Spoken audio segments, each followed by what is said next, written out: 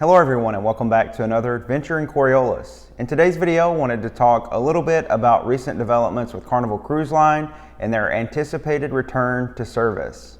Today is Monday, May the 4th, and just this morning Carnival Cruise Line announced that they anticipate to return to sailing, at least in a limited capacity, on August the 1st. They detailed a plan in which 8 of their ships in 3 home ports would begin operations again on August the 1st. Now, these ships and home ports include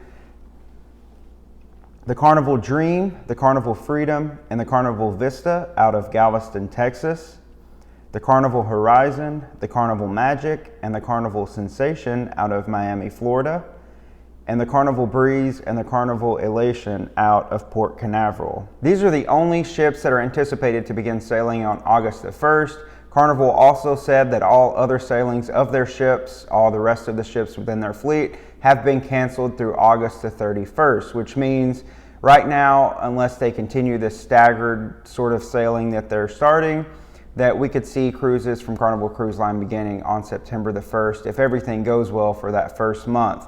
Now, this did cancel cruises from June 27th all the way to August 31st, other than those 8 ships that I just mentioned. This comes as no surprise, as the CDC had just issued a 100-day no-sail order back in April, and this extended through, I think, the 3rd week of July. So this puts Carnival about a week out from that CDC order, the no-sail order, when they'd be able to return to service. In the full statement released by Carnival, they say that they continue to assess how they can support the efforts to manage the ongoing response to the pandemic.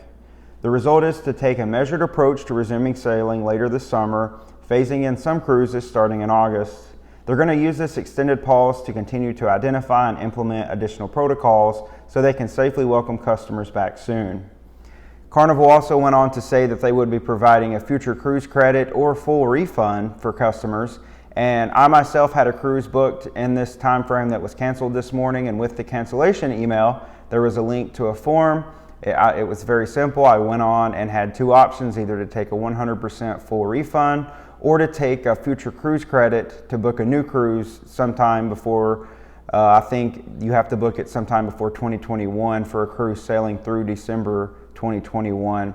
And with that, if it's a 6-day or longer sailing, you would also receive a $600 onboard credit for the entire stateroom. Carnival has done this each time they've canceled cruises. I think this is the 3rd rounds of cancellations from the cruise line since they halted operations back in March. Please anticipate when you call Carnival at this time that you're going to experience long waits. The cruise line said they are experiencing large volumes of calls. Of course, this wipes out their summer sailing season, so a lot of folks and their cruises have been impacted.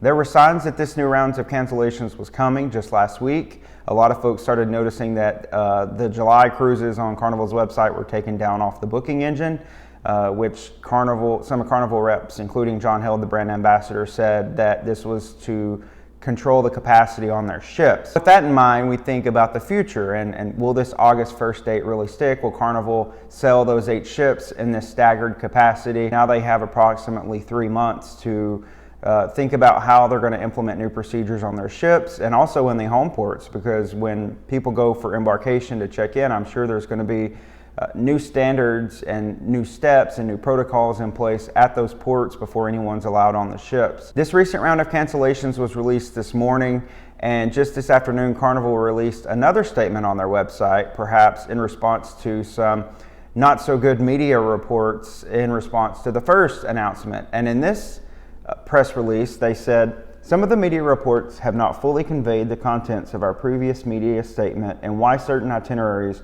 were not being canceled. Carnival reiterates that it is our current plan contingent on a number of factors." Basically, Carnival was saying, this is what we intend to do if we can get permission to do so from the U.S. government, from the CDC. Carnival went on to say, "We are committed to supporting all public health efforts to manage the situation and will continue to keep our guests, travel agent partners, and other stakeholders informed."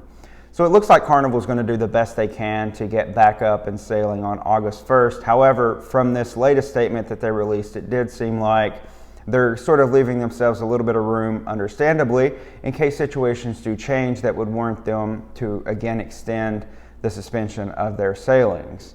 Now, just last week, Carnival began the process of taking a lot of their crew home. I think there was something around 18 of Carnival's ships were anchored just off of the Bahamas. The pictures that were coming out of this were incredible, to see all of the Carnival ships from the Fantasy class up to the Vista class, all huddled together there, and they were using their lifeboats as tender boats to take the crew between the ships. And I think that they're probably right now sailing to take those crew members home. And it seems like they're going to greatly reduce the amount of crew that they have, and now we see sort of why that is. A lot of folks that had questioned, well, if they're sending the crew home, how are they going to be sailing anytime soon? Well, it looks like it's because they're going to be doing so in a very controlled manner. They're going to limit the capacity on their ships, and they're only going to have 8 ships sailing in total.